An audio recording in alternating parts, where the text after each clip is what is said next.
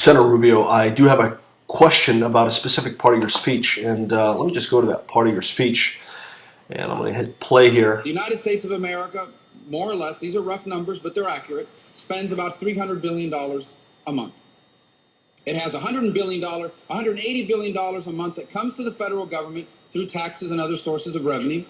And that means that in order to meet its bills at the end of every month, it needs to borrow $120 billion. Now, for much of the history of this country, there have been increases in the debt limit and the ability to borrow money. But what has happened over the last few years is that it's no longer a routine vote, because the people who give us our credit rating are saying too much of the money that you spend every month is borrowed. And we want you to show us how over the next 10 years you are going to borrow less as a percentage of what you spend. And so that's why for years, where the debt limit was a routine vote, it no longer can be. It's not something that was made up in some conservative think tank, but the reality that we cannot continue to borrow 40 to 41% of every penny that the government spends has... Okay, so you mentioned 40 to 41% of a penny, which is really 40 to 41 cents from each dollar we spend, we borrow. Okay, so this is where it doesn't make a whole lot of sense. And let's go to the spreadsheet. I just took those numbers down, and you said 180 billion, which is 0.18 trillion, 300 billion, which is 0.3 trillion, and your numbers do add up to 40 cents.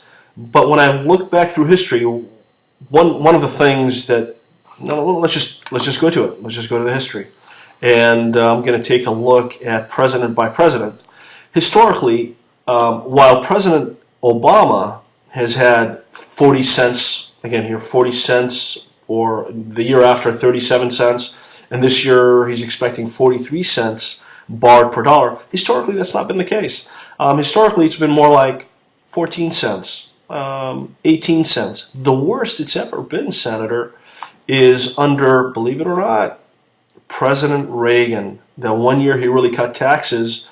It shows 26 cents for each dollar spent. Of course, it improved, as we all know. The economy improved, and that didn't continue to be the case. But the problem I have specifically, Senator, is you mentioned that all these deficits add up to our debt. So we went back from 1789 to 2016, right? So, of course, the 2016 numbers are estimates, and we call them out as estimates, and we added it all up.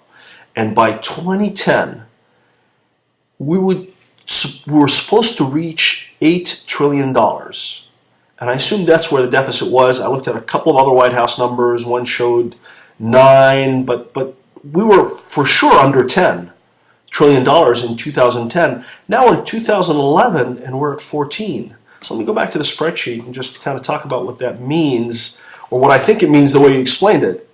What that means is we overspent. Let's assume it was 8, just because that's kind of the formula that you gave us. Add up all the deficits, you'll get the debt. From the debt, that's what we pay interest on, and that's what we need to pay back. From 8 trillion, taking it to 9 trillion, that's about 1.65 trillion. But to take it to 14 trillion, including the 1.65, it's $6.31 trillion that we went into debt this year, which means that 71 cents, not 40 cents, but 71 cents of each dollar we spend, we're borrowing. Anyway, if you can answer that for me, because the way you explained it, and when we went back and looked at the numbers, it just didn't add up quite the way you said it did.